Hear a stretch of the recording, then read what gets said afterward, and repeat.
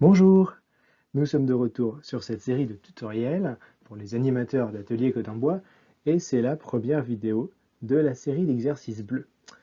Donc on augmente un tout petit peu la difficulté, il y a au total 6 défis bleus qui servent à apprendre et à bien maîtriser les boucles et les conditions. Ça va être l'occasion d'introduire les fameuses briques jaunes, celles qu'on n'a toujours pas utilisées jusqu'à présent. Je sens que vous avez hâte. Donc sans plus tarder, je vous montre l'exercice. Le parcours à réaliser dans ce premier défi qui s'intitule donc la carte effacée.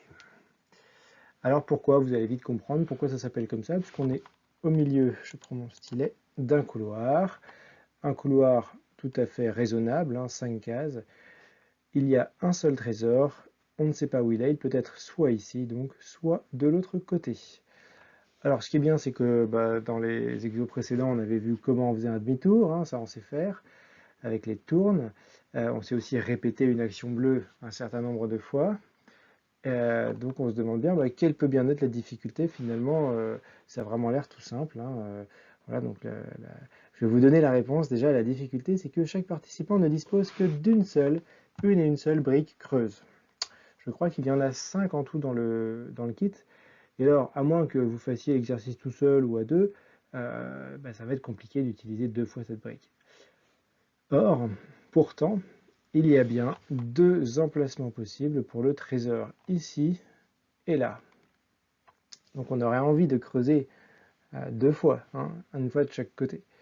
On a une chance sur deux donc que le trésor soit là, une chance sur deux qu'il soit là. Donc vous allez devoir réfléchir.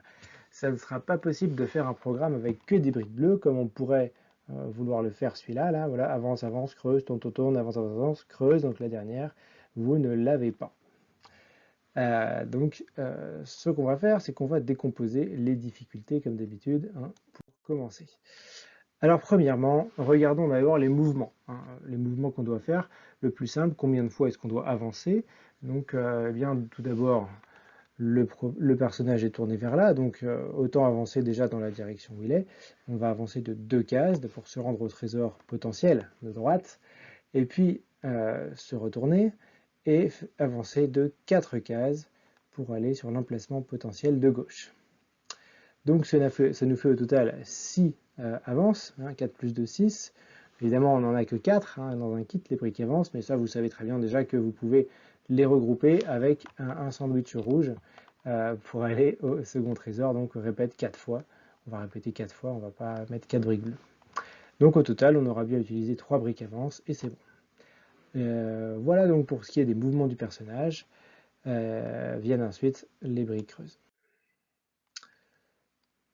Donc voilà le petit bout de programme qui s'occupe uniquement donc des mouvements.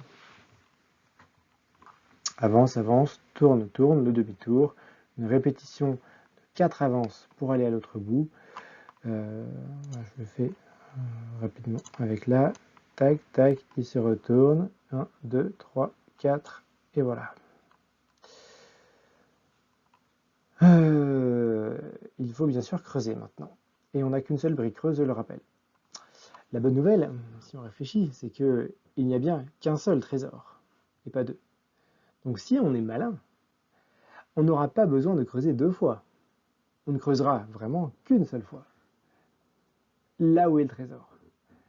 Souvenez-vous, nous avons aussi une brique violette. Nous avons des briques violettes avec écrit le mot trésor dessus, donc qui répondent justement à la question est-ce qu'il y a un trésor sur la case où je suis?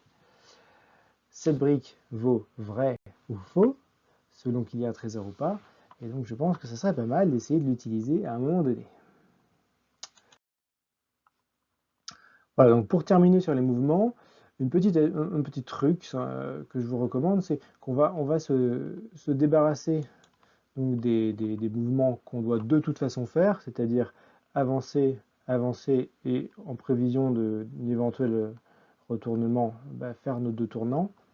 Et on met tout ça en haut du programme, et puis ensuite, hop, on s'en soucie plus, et on réfléchit à la suite.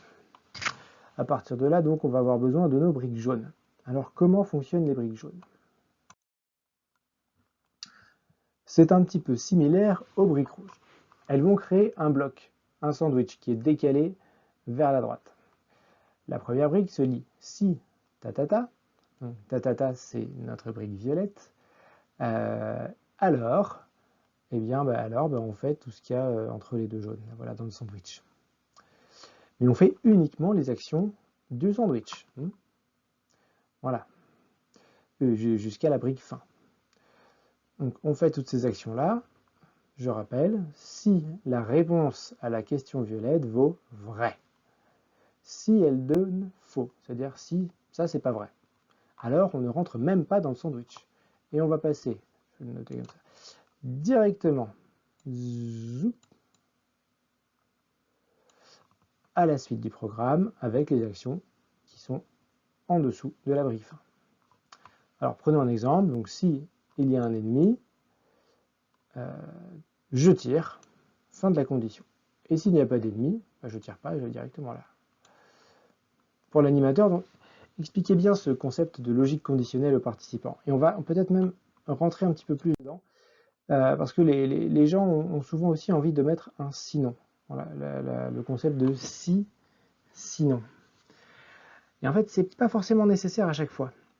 Le sinon s'intercale, fonctionne comme ça, il s'intercale entre le si et le fin, et en fait on peut aller en mettre autant qu'on veut, et on peut, si on veut, leur mettre des conditions violettes aussi. Voilà, ici je vais les dessiner, tac, tac, tac, tac, qui à ce moment-là se liront sinon, si il y a par exemple un ennemi, sinon, si il y a autre chose, etc., il y a un trou, j'en sais rien, un chemin, etc., et à la fin, ça se termine. Alors, en tout cas, l'important c'est de bien toujours mettre cette brique de fin, la brique de fin. Très important. Là on ferme la parenthèse, on ferme le sandwich, c'est pour savoir à quel endroit on sort de la condition. Je vais faire une petite digression sur le langage courant. Quand on parle, eh bien en fait il y a toujours une ambiguïté. C'est pas clair. Exemple. Si je vous dis, si tu as chaud, prends une glace et referme bien la porte du congélateur. Si tu as chaud, est-ce que tu as chaud? Vrai, faux. Tu prends une glace et tu refermes bien la porte du congélateur. Est-ce qu'on est dans ce cas-là ou est-ce qu'on est dans ce cas-là? Ça c'est prends une glace et ça c'est referme la porte du congélateur. Eh bien, il est évident que l'action de refermer la porte du congélateur doit être faite uniquement si on a eu chaud et qu'on a pris une glace. Sinon, ça serait absurde puisqu'on ne l'a pas ouvert. Donc on est dans ce cas-là. S'il fait chaud, prends une glace et referme la porte du congélateur, fin, voilà, etc.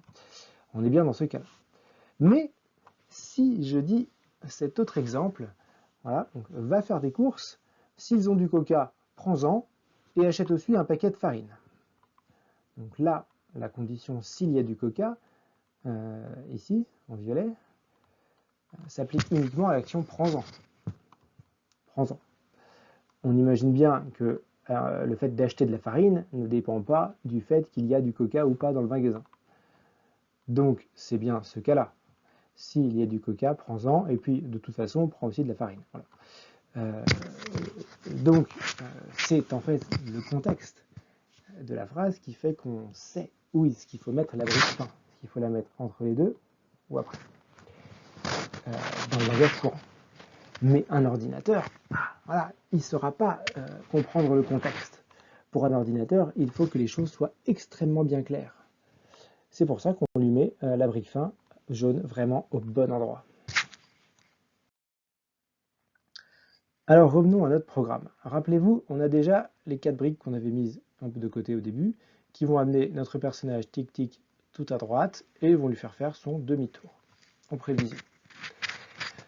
Et donc si on est malin, on regarde d'abord s'il y a un trésor ici. Et s'il y en a, si le trésor est là, ça veut dire qu'il n'est pas là-bas. Hein, c'est assez évident. Donc c'est pas la peine d'aller là-bas. On creuse et c'est fini, on s'arrête. Alors, s'il n'est pas là, bon, il va falloir marcher. On va aller de l'autre côté. Donc le programme pourrait s'écrire comme ça. On met la brique jaune ci, et puis on n'oublie pas de mettre le fin, en prévision tout en bas, parce qu'on ne sait pas quelle taille ça va avoir, là, ce qu'on va mettre dedans. On met notre question, si est-ce qu'il y a un trésor, donc s'il y a un trésor là où je suis, et allez, pourquoi pas un sinon qui gérera le cas où on n'a pas de trésor en fait, donc sinon, s'il n'est pas là, voilà, on ira marcher. Donc s'il y a un trésor, on creuse, et puis ensuite le sinon on le fera pas. Et sinon, donc, on avance 4 fois, tac, tac, tac, tac, et on se retrouve sur l'autre emplacement pour creuser. Voilà. Regardez bien ce qu'on a fait. Horreur, malheur. On va quand même avoir besoin de 2 briques creuses, même si on ne creuse qu'une fois au final pour de vrai. On en a besoin dans notre programme. Mais pas de panique. Réfléchissons, regardez bien. On a 2 cas.